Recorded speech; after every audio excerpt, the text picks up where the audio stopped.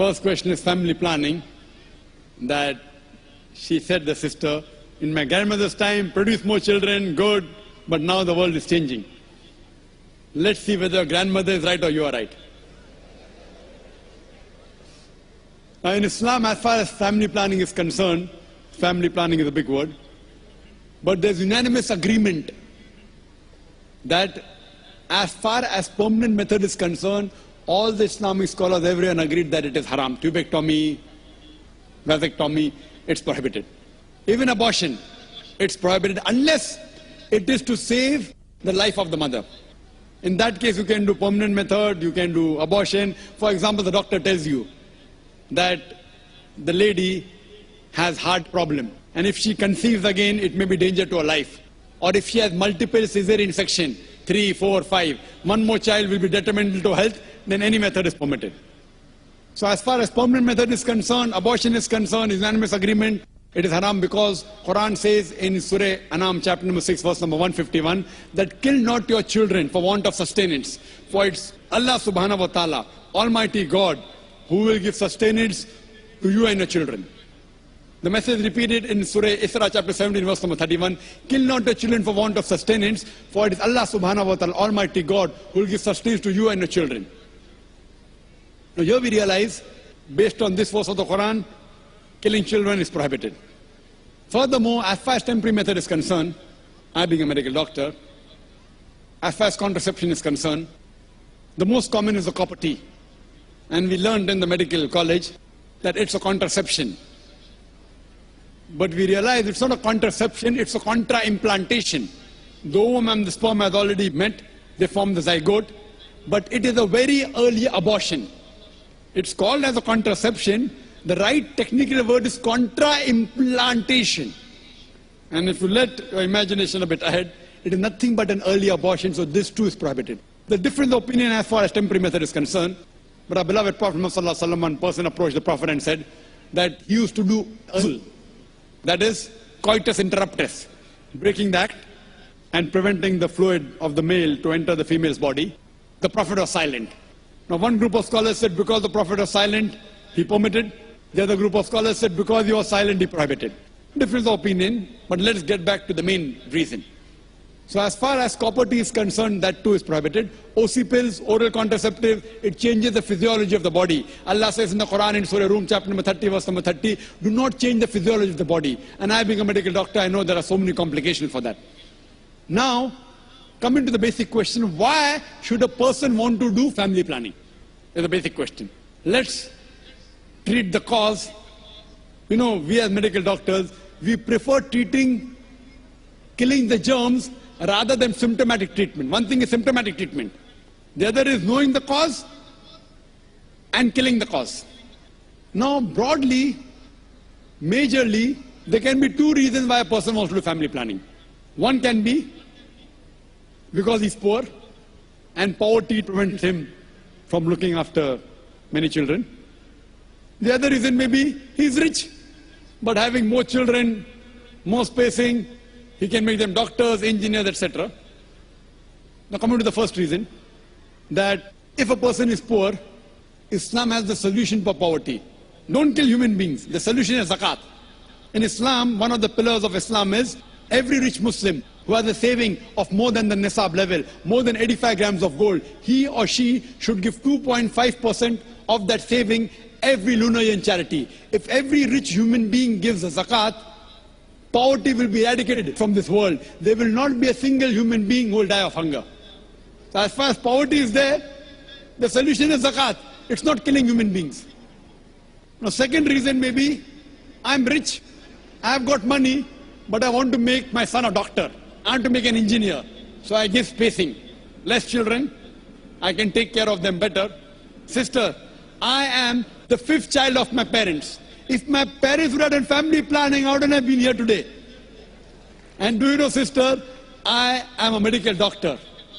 You know, because today's society, the best profession they say is medical doctor, right? So am I a boon or a bane for society? Sister, 5th child of my parents. If my parents would have done family planning, I would have been here. But I gave up my profession of a doctor for a better profession.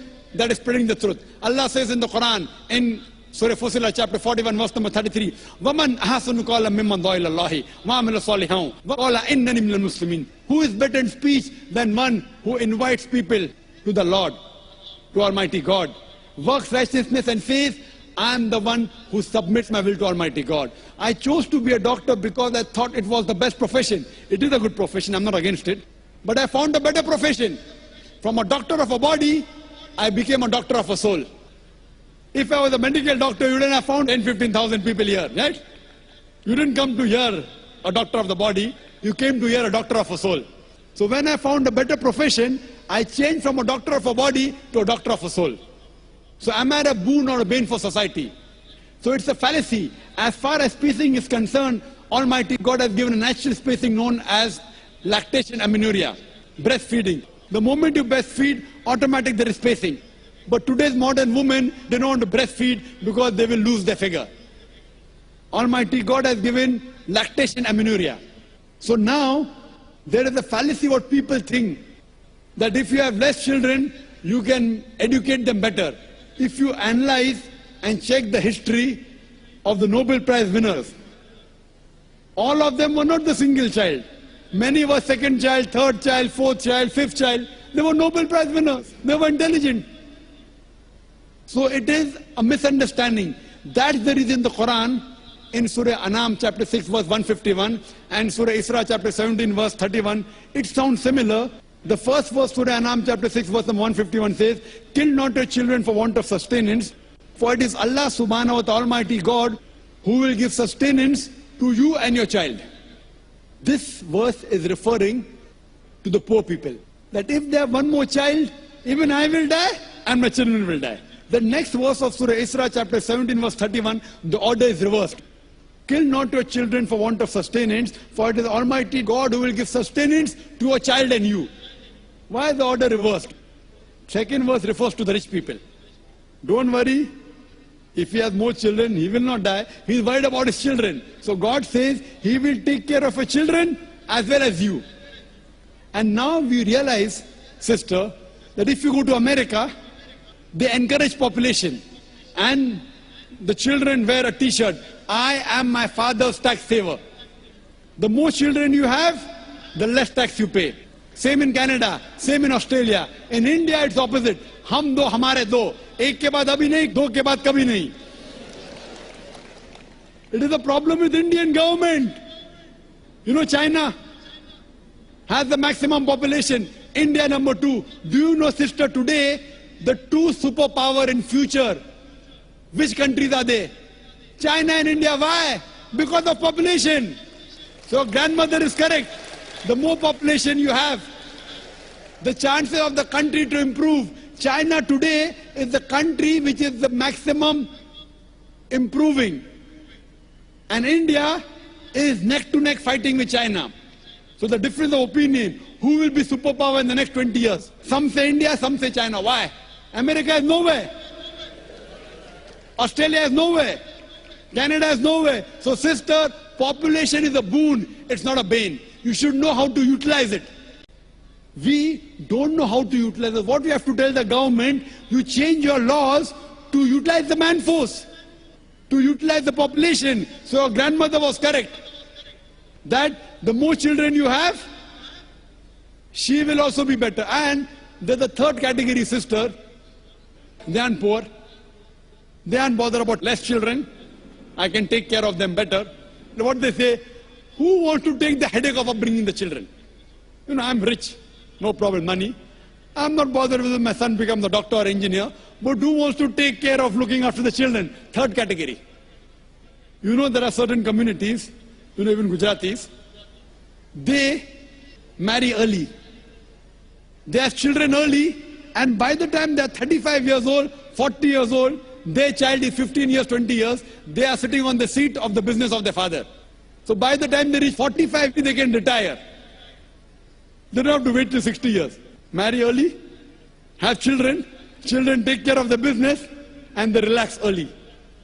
So in the third category, if they want to enjoy life, it is better they marry early, they have children, they take care of the business, they'll enjoy life better.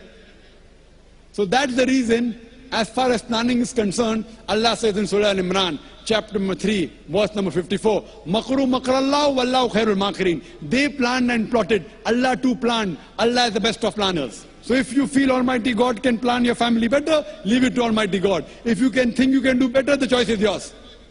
I believe in Almighty God, I let Him plan my family.